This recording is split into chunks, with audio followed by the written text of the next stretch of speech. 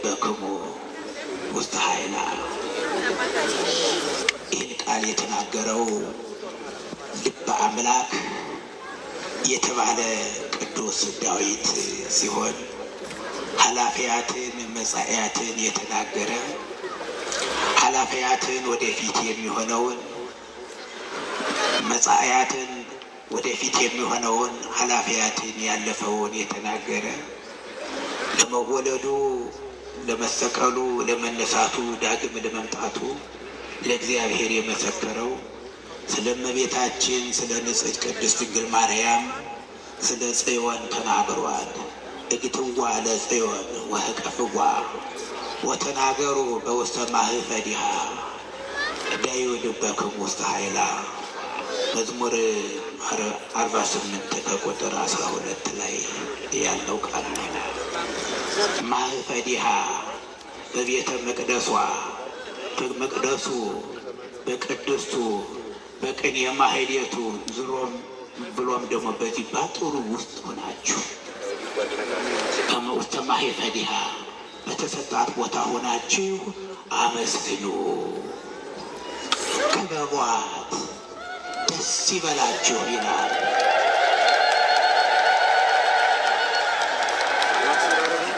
የሰው ልቡና ለጊዜው በእህል በውሃ ሊያርፍ ይችላል፣ ሊጸና ይችላል። ያ ጊዜያዊ ነው፣ ያ ኃላፊ ነው። በእግዚአብሔር ቃል በቅዱሳን ቃል ኪዳን በእመቤታችን በድንግል ማርያም አማላጅነት በጽዮን ድንግል ማርያም አማላጅነት የጸና ግን እሱ ዘላለማዊ ኃይል አለው፣ ዘላለማዊ ብርታት አለው። የዛሬው ዕለት ታሪኩ ሰፋ ያለ ነው። ታቦተ ጽዮን ሊቃውንቱ ሲዘምሩ አስርቱ ቃላት የተጻፈባትን ታቦተ ጽዮንን ሙሴ ከእግዚአብሔር ተቀብሎ ወደ እግዚአብሔር ወጦ በተራራው ከዚያ የሰጠውን እስራኤላውያን ጣዖት እያመለኩ ሌላ ነገር ሲሰሩ ተናደደና ምንድነው የምሰማው ብሎ ከእጁ ያ ነገር ታቦተ ጽዮን ጽላቱ ሲወድቅ ሲሰበር ቀር ከመቀዳሚ እንደ መጀመሪያው አድርገህ ቅረጸው አለው። ከዚያ እንደገና ያን ሲቀርጸው አስርቱ ቃላት በግብር አምላካዊ ተጽፈው ተገኙ። እንዲህ ሆኖ እስራኤላውያንን ለ40 ዘመን በላይ እየተመሩ እየተማጸኑ ሲሉ በነበረበት ዘመን በአንደኛ ሳሙኤል ምዕራፍ 4 እና 3 ላይ በሰፊ ታሪኩ ተዘግቦ የሚገኘው አገልጋዩ ሽማግሌው ኤሊ ነበረ። ልጆቹ አፍኒንና ፊንሐስ ነበሩ። ለቤተ መቅደሱ ለአምልኮተ እግዚአብሔር የተመረጡ ነበሩ። ግን በመመረጣቸው አልጸኑም፣ አልሄዱም። በዚህ መካከል ነው እስራኤላውያን እግዚአብሔርን ለማገልገል ሲመጡ የእስራኤላውያን እናቶች እህቶች ወደ ቤተ መቅደስ ሲመጡ ከእግዚአብሔር የሚያርቅ ከእግዚአብሔር ኃይል የሚለይ ስራ ገጠማቸው። ሁሉም በየቤታቸው ቀሩ። ምንድነው ይሄ የምሰማው ነገር አለ ኤሊ ልጆቹን። ኤሊም ልጆች ምናምንቴዎች ነበሩ ይላል። ምናምንቴ ሆኖ ከመቅረት ይሰውረን እግዚአብሔር። ለክብር ተመርጦ ለሞገስ ተመርጦ ለቅድስና ለበረከት ከተጠራ በኋላ ምናምንቴ ሆኖ መገኘት አለመታደል ነው። እግዚአብሔር ፍጻሜያችን ሁሉ ያሳምርልን። ምንድነው ይሄ የምሰማው ነገር? ተው፣ ህዝቦችንም እግዚአብሔርን ከማገልገል አትከልክሏቸው። ይሄ የምሰማባችሁ ነገር ጥሩ አይደለም፣ ተው አለ። ግን ቸል አለ፣ እርምጃ አልወሰደም። የሚገባውን በሚገባው ማስተካከል ነበረበት፣ ቸል አለ። እግዚአብሔር አገልጋዮቹ ከቤተ መቅደሱ ርቀው ተቀየመ። ሳሙኤልን አስነሳ። ሳሙኤል ሳሙኤል ሳሙኤል አለው። ሳሙኤል ደግሞ ሕፃኑ ኤሊ የጠራው መስሎት ወደ ኤሊ ሄደ። አቤት ጌታዬ አልጠራውም፣ ሂድና ተኛ አለው። አሁንም ሲተኛ ሳሙኤል ሳሙኤል ዳግም እኮ ይጠራናል። እንደ እግዚአብሔር ለበጎ ስራ ይጠራናል። የወደቁትን እንድናነሳ፣ የተራቡትን እንድናበላ፣ እንድናጠጣ፣ የተለያዩትን አንድ እንድናደርግ ለተቀደሰ ዓላማ እግዚአብሔር ድምፁን ያሰማል። ሳሙኤል ሳሙኤል አለው በስለት የገባውን ብላቴናውን። አሁንም ወደ ኤሊ ሮጠ። አቤት ጌታ ያለው፣ አይ አልጠራሁም ሂድ ያለው። ዳግመኛ ግን ቢያናግርህ አለው አደግድገህ ኦ እግዚእ ተናገር ይሰማዕከ ገብርከ፣ አቤቱ ጌታዬ ተናገር ሎሌህ ይሰማሃል በለው። ግን ምንም ነገር ከነገርህ እንዳትደብቀኝ ረግመሃለሁ አለው ሽማግሌው ኤሊ። ሳሙኤል ሄደ። ከተኛ በኋላ መጣ ያ ቃል። አቤቱ ጌታዬ ባሪያ ይሰማሃል ተናገር አለው።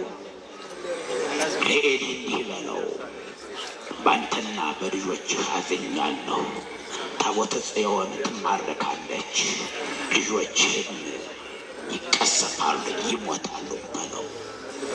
ይህን ቃል ነገረው። ነቃ። ሲነጋ ምን አየህ ዳግመኛ? እንዳትደብቀኝ እንደዚህ ጣልህ ብዬ ረግመሃለሁ አለው ኤሊ። አይ ባትለኝም እንድነግርህ ግድ አለብኝ። እግዚአብሔር ባንተ ተቀይሟል። እግዚአብሔር በልጆች ተቀይሟል። እግዚአብሔር በአምልኮቱ ቦታ የማይገባ ስራ ስለተሰራ ተቀይሟል። ታቦተ ጽዮን የሁሉ መመኪያ ኃይል የምትሆን አስራቱን በኩራቱን የምትቀበልባት ትማረካለች፣ ልጆችም ይቀሰፋሉ ይሞታሉ የሚል ቃል ተነግሮሃል። ይህን ጊዜ ወደ ቀልቡ ተመለሰና ልጆችስ ብመክራቸውም አልሰሙኝም፣ ግን ታቦተ ጽዮን እንዴት ትማረካለች ብሎ አዘነ። አንድ ነገር ከመሆኑ በፊት ምልክት ስናገኝ ነው መበርታት ያለብን። አዎ ከሆነ በኋላ ውሃ ከፈሰሰ በኋላ አይመለስም። የእግዚአብሔር ቁጣ ከመጣ በኋላ ከንቱ ጩኸት ነው የሚሆነው። በሚገባው የሚገባውን በቤተ መቅደሱ ጥሪያችንን አክብረን እንድንገኝ፣ እነሱን ለመተቸት አይደለም። እያንዳንዳችን የቆምንበት ቦታ ለእግዚአብሔር የሚመች ስራ እየሰራንበት ነው ያለ ወይስ የሚያሳዝን? በመሰረቱ አሉ፣ በዙሪያው አሉ። አይ ልጆችስ እንዲህ ብለውኛል አለ እግዚአብሔር። ግን አሕዛብ ኢሎፍላውያን ከእስራኤል ጋር ጠብ ጀመሩ። በሕጉ መሰረት ታቦተ ጽዮንን ይዘው እንዲዘምቱ ወዲያው ተላከ ወደ ኤሊ። ልጆችህን ታቦተ ጽዮንን አስይዘህ ላክልን ተባለ። አዋጅ ነው የሚያስዘው። እነሱም ወጡ። ውስጣቸውን እያወቁ ማንነታቸውን እያወቁ እግዚአብሔር ኃይሉን የሚገልጽባትን ታቦተ ጽዮንን ይዘው ይሄዱ። ወኮነት እደ እግዚአብሔር ምስለ ኢሎፍላውያን ይላል። የእግዚአብሔር ኃይል የእግዚአብሔር የማዳን ኃይሉ ከማን ጋር ሆነ? ወደ ኢሎፍላውያን ሆነ። እነሱ ግን ለጊዜው ተጨነቁ። ኃይል የሚገለጽባት ሁሉ ነገር የሚፈጸምላቸው ታቦተ ጽዮን ይዘው መጡ። ልንጠፋ ነው ሲሉ ግን ፈራ ተባውን ሲገጥሙ ወኮነት እደ እግዚአብሔር ምስለ ኢሎፍላውያን የእግዚአብሔር ኃይል ወደ ኢሎፍላውያን ሆነና እስራኤላውያን ተሸነፉ። 30,000 ያህል በአንድ ጊዜ ከእስራኤላውያን በናፍኔን በነፊንሐስ ምክንያት አመድ ሆኑ። ከዚያ በፊት 4,000 ነበር፣ 34,000 ነው የሆነው። ታቦተ ጽዮንን ማረኳት፣ ወሰዷት። መውሰድ ብቻ አይደለም፣ በቤተ ጣዖት ከዳጎን በስር አድርገው ወደ ቤታቸው ሄዱ። ያሳዝናል። በእኛ ምክንያት እግዚአብሔርን ደስ የሚያሰኝ ስራ ባለመስራት ምክንያት ታቦተ ጽዮን በእነሱ ምክንያት ተማርካ በቤተ ጣዖት በዳጎን ስትሆን፣ ሌሊት ግን ምን አደረገችው? ዳጎንን ቀጥቅጣ ገልብጣ ከላይ ሁና ታቦተ ጽዮን ተገኘች።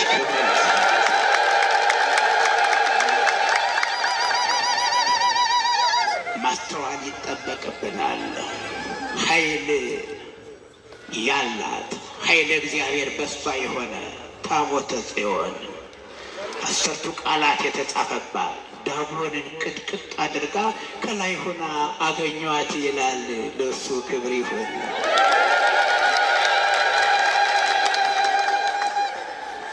ጠዋት ሲሄዱ ታሪክ ተቀይሮ አገኙ አዛጦናውያን ኢሎፍላውያን። አሁንም እንዴ ጌታችን ማን የሰበረው ብለው እንደነበረ አስመስለው ከስር አድርገው እሷን ከላይ ሲያደርጉ ተመልሰው ሲመጡ አሁንም ቅጥቅጥ አድርጋ አመድ አድርጋ ታቦተ ጽዮን ከላይ ሆና ተገኘች። አሁን በእያንዳንዳችን በላያችን ላይ የተጫነ ጥላቻ ዳጎንን ቅጥቅጥ አድርጋ በፍቅሯ ትጣልልን ጽዮን። ይህ ነው። ይህ ካልሆነ ከንቱ ድካም ነው የሚሆን። ፍጹም ፍቅር ሊኖረን ይገባል። ኃይሏ እንዲገለጥልን። በነጋው መጡ፣ ግራ ገባቸው፣ ወደ እነሱ ዞረ። እግዚአብሔርን አንሟገተው። በአንድም በሌላም ሲጠራን ከአቅም በላይ በሆነ ነገር ሲመጣ ወደ እሱ መቅረብ እጅ መስጠት ነው እንጂ ሌላ ነገር አይገባም። አሁን ወደ እነሱ መጣ። እባጭ በእባጭ ሆነ ሰውነታቸው። ምን ይሻላል ተባለ። ትውጣልን፣ ተሉ አውጡልን ተባለ። እዚያ አንበሶች አሏቸው ጊደሮችን። ቀንበር ተሰርቶ ከዚያ እንድትወጣ ሰላም ለመከየድኪ ለረከቦን መከራ እንፍራተ ቀትር ታራ እንበላሳይ አመሆረ ማርያም ጽዮን ታቦተ ቃለ ጽድቅ መንፈቀ እስራ በጎላት በመጎሌሆን በመኪያኪ አፍቀራ አፍቀርኩኪ አፍቅርኒ ሚዜ ለገመራ። ጊደሮቹ ከንቦሶቻቸው ጽዮንን ወደዱ። በዚያ ወጣ ይችላል። ክብር ለሥላሴ።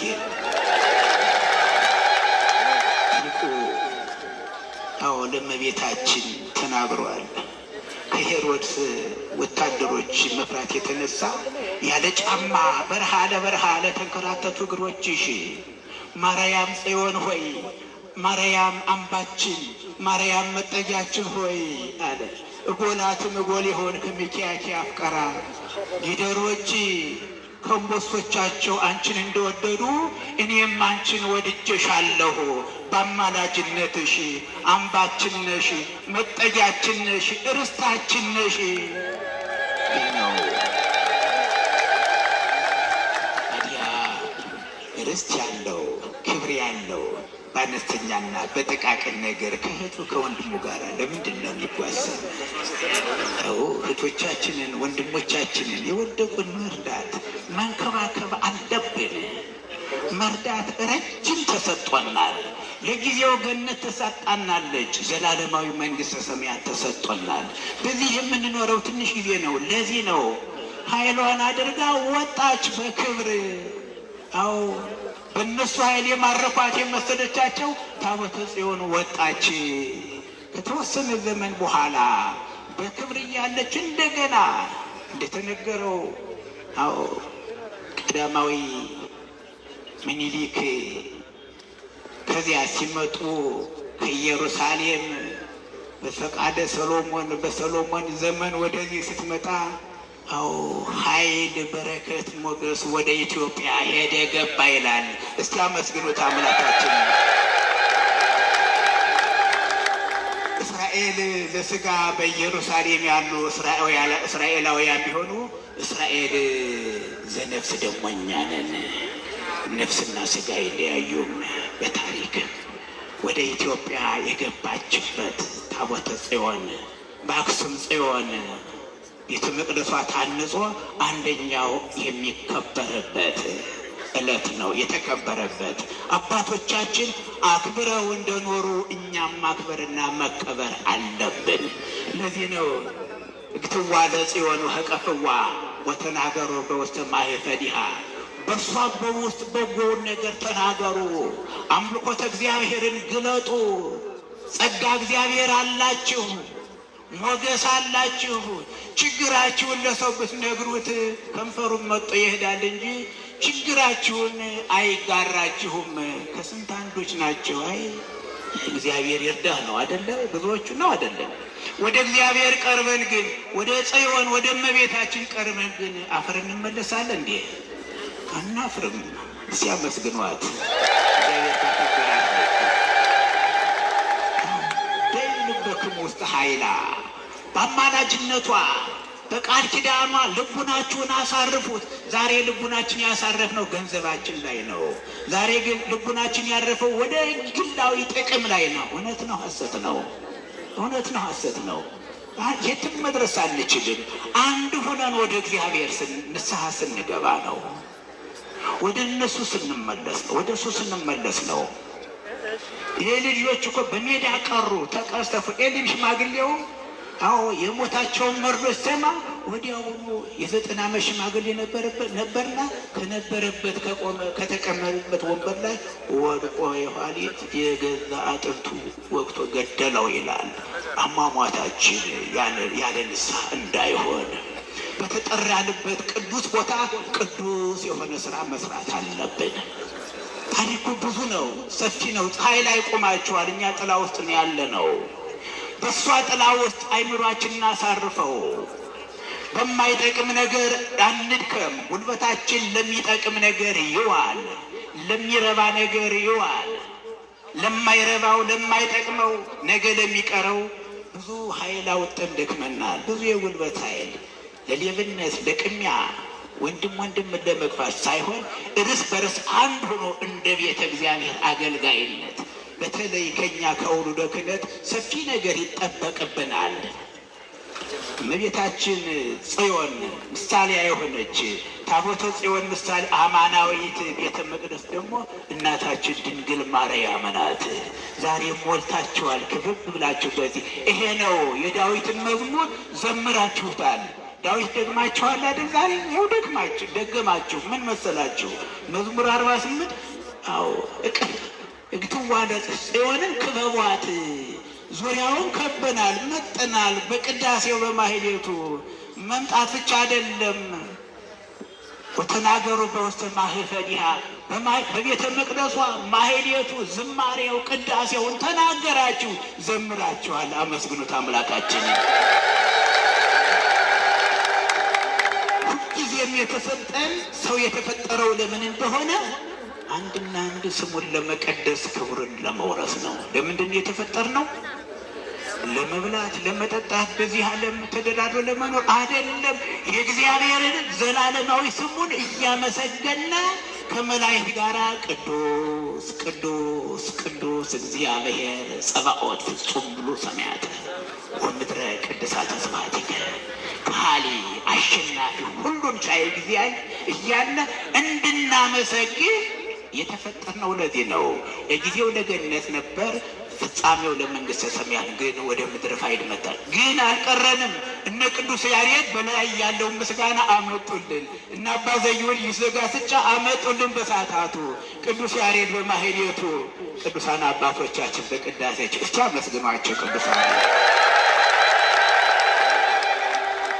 ወደዚህ ስንመጣ እኮ ነፍሳችን ብቻ አይደለም ስጋችንም ተፈውሶ ነው የምንመለስ አይደለም። በቤት የተለያየ ነገር ብትቀቡ ወዛችሁ አያምርም። እዚህ መጣችሁ ግን እኛ ሳናያት እመቤታችን አሳምራ አሳብባ ፈውሳ በነፍስ በስጋ እፎይ ብለን አርፈን እንመለሳለን። አንመለስም? አላረፋችሁም? ይሄ ነው ዳዩ ልበክሙ ውስተ ኃይላ። ልቡናችሁን በእሷ ኃይለ ቃል አማላጅነት ላይ አኖሩት። ጊዜያዊው ነገር አያስቸግራችሁ፣ ያልፋል። ከእስራኤላውያን ተማሩ። የጫማቸው ማዘቢያ ያልተፈታ 40 ዘመን ሙሉ መና ከደመና ውሃ ከጭንጫ ላይ እያፈለቀ የመገባቸው እግዚአብሔር ውእቱ ዘእሙንቱ ወውእቱ ዘለነ። እሱም በእነሱ ጊዜ እሱም በእኛ ጊዜ እሱ ነው። ጽናት ይኖረን፣ እንደ አባቶቻችን የጸና እምነት የቀና ምግባር ይኖረን። እንዲያው ለብ ያለ ነገር አይኑረን። ሃይማኖታችን ለብ ማለት አይደለም። አዎ እንዲያው ለብ ስላል ልተፋህ ነው። ወይ ሞቃት ወይ ቀዝቃዛ አይደለህም፣ ወይ ሞቃት። እንዲያው ለብ ያለ በፍቅር አንድ መሆን አለብን። በእመቤታችን ቃል ኪዳን መጽናት አለብን። አባቶቻችን ዘመናት ሲያልፉ በታሪክ ስማቸው ይነሳል። ምን ስላደረጉ ነው? ታሪክ ጠብቀው፣ ታሪክ ሰርተው፣ ታሪክ አስጠብቀው ኢትዮጵያ ሀገራችንን ለብዙ ሺህ ዘመን ይዘው መጥተዋል።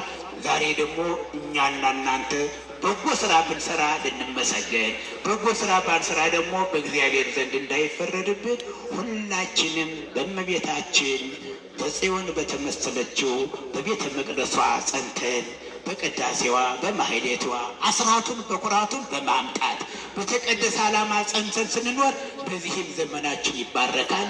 በሚመጣውም ወደ ገነት ሽግግራችን ያማረ ይሆናል። ለምን? የጸሎት ኃይል፣ የማማለድ ኃይል፣ የሁሉ ነገር ብርታት ወደ እግዚአብሔር ስንጠጋ ነው፣ ስንጸልይ ነው ኃይል የምናገኘው። ጊዜያዊ መብል መጠጥ ብቻ ኃይል ሊሆነን አይችልም። አኮ ዘይሃዩ ሰብ በህብስት ክመ አላ በኩሉ ቃል ዘይወፅእ እምአፉ ወደ እግዚአብሔር። ሰው የሚኖረው በውሃና በእህል ብቻ አይደለም። በምንድን ነው? በእግዚአብሔር ቃል ነው። በእመቤታችን ቃል ኪዳን ነው። በበረከት ተጠብቃ ያለች ኢትዮጵያ፣ መስቀሉ ኢትዮጵያ ነው። ታቦተ ጽዮን ኢትዮጵያ በረከቱ ሞልቶ ያለባት ናት። እኛ ግን ተባብረን ተፈቃቅረን እንድንበላ የቤት ስራ እመቤታችን ሰጣናለች። ፍቅሩን ሰላሙን ያደለን። ፀሐይ ላይ ቆማቸዋል። አዎ እቅፍዋ ለጽዮን እግትዋ ለጽኖ እቀፍዋ ወተናገሩ በውስተ ማይ ፈዲሃ ዳዩ ልበክሙ ውስተ ኃይላ ጽዮንን ክበቧት። በቤቷን ተሰብሰቡ፣ ልቡናችሁን ሀሳባችሁን ሁሉ ለእሷ ስጡ፣ እሷ ትፈጽምላችኋለች።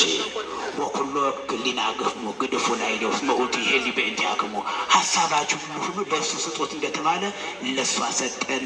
በእሷ ተማጽነን ብንታመም ተፈውሰን፣ ብንራብ ጠግበን፣ ብንወድቅ ተነስተን የምንኖርባት ሳንጠራጠር በአማላጅነቷ ልቡናችንን ማሳረፍ አለብን። ስለነበረን ጊዜ ለአምላካችን ለፈጣሪያችን በስመ አጠራሩ ክብር ይሁን።